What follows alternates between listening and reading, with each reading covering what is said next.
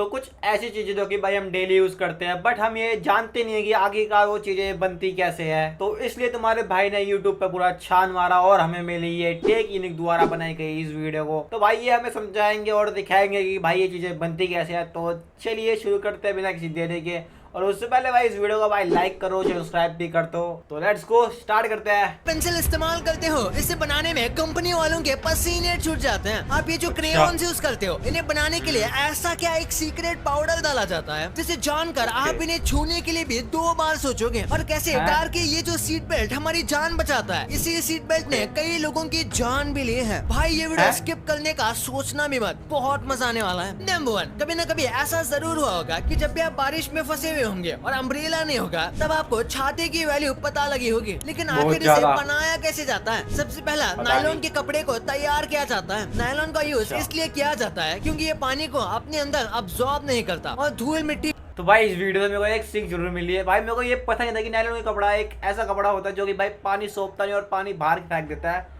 But ये मेरे को भाई पता ही नहीं था, मेरे को अभी पता लगा है। तो भाई क्या बात है, भी इस पर नहीं रुकती है, ये बहुत मजबूत होता है। यही वजह से इसे बैग्स और आर्मी के लिए भी काफी सामान इससे ही बनाया जाता है। नायलॉन के कपड़े से अम्ब्रेला का साइज के अकॉर्डिंग कपड़े ट्रायंगल के शेप में पीस काट लिए जाते हैं। इसके बाद छाती की हड्डियों, मतलब जो पतली डंडी छाती में लगती है, उसे बनाया जाता है। इसके बाद इन हड्डियों को एक पाइप में फिक्स कर दिया जाता है और साथ ही बीच में एक स्प्रिंग लगा दिया जाता है जिसे बटन दबाते ही छाता जल्दी से खुल जाए। और उसके बाद कपड़े और हैंडल को इस पर लगा दिया जाता है और लो तैयार हो गया आपका बारिश और धूप का साथ। Number 2, pencil. भाई ये देखने में जितने नॉर्मल लगती है, इसे बनाने में उतनी मेहनत लगती है। पेंसिल बनाने की शुरुआत भाई पेंसिल बनाने की पता नहीं, बट हर बच्चे की शुरुआत तो पेंसिल से ही होती है। अगर कुछ भी लिखेगा तो शुरुआत भाई पेंसिल से होती है, फिर आगे जाके पेन पता नहीं क्या क्या यूज करता है, पर शुरुआत तो भाई पेंसिल से ही होती है। मैंने भाई पेंसिल से करी थी, यानी क्या क्या लिखता रहता था मैं बस। ग्रेफाइट की खुदाई करने से होती है। उसके बाद इसे फैक्ट्री में ले जाकर मिट्टी के साथ अच्छे से मिक्स किया जाता है। उसके बाद इस पर बहुत सारा प्रेशर डाला जाता है और इसे स्टिक बनाई जाती है। अभी इस प्रोसेस से जो स्टिक बनती है वो बहुत मुलायम होती है, इसलिए उन्हें 2 से 3 घंटे तक 120 डिग्री पर हीट किया जाता है। और हीट होकर सूखने के बाद ये स्टिक हार्ड हो जाती है, जो देखने में बहुत मस्त लगती है। अगर आपको ये देखने में अच्छी लग रही है तो वीडियो को लाइक कर देना। स्टिक बनाने के बाद इन्हें वैक्स में डुबाया जाता है जिससे इनके ऊपर चमक आती है। पर ये जो स्टिक है, जो कि भाई इनमें ना इलेक्ट्रिसिटी मतलब करंट पास होता है, तुम ट्राई करना एक बार।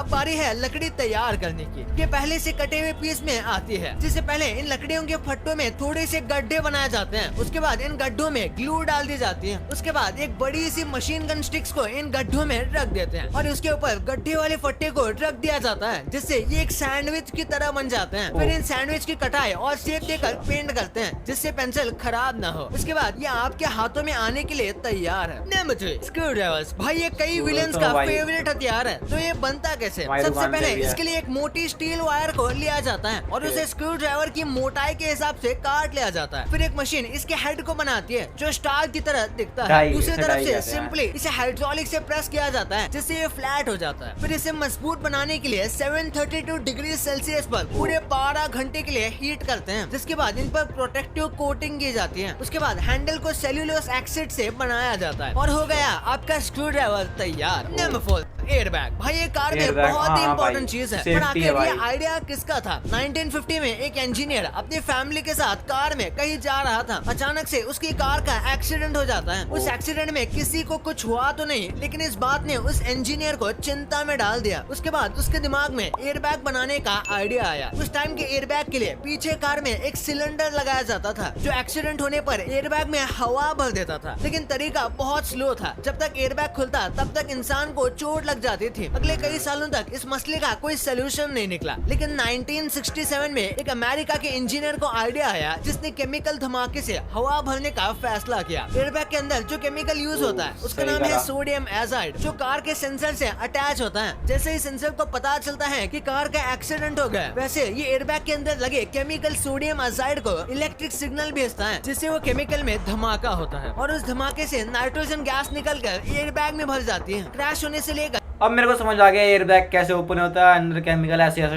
होती है और जो चार्ज होती है और ये खुल जाता है, बट इससे पहले मेरे को पता नहीं था। एयरबैग फूलने तक 20 मिलीसेकंड लगते हैं। मतलब जब तक आप पलक झपकाओगे उतनी देर में आपका एयरबैग 5 बार खुल जाएगा। एयरबैग का फैब्रिक भी बहुत खास होता है। एयरबैग के कपड़े को हजारों सिल्क के धागों से एक पीस में बनाया जाता है। अगर इन हजारों धागों में से एक भी धागा टूटता है तो मशीन में लगा इलेक्ट्रिक सेंसर डिटेक्ट करता है और मशीन को फौरन बंद कर देता है।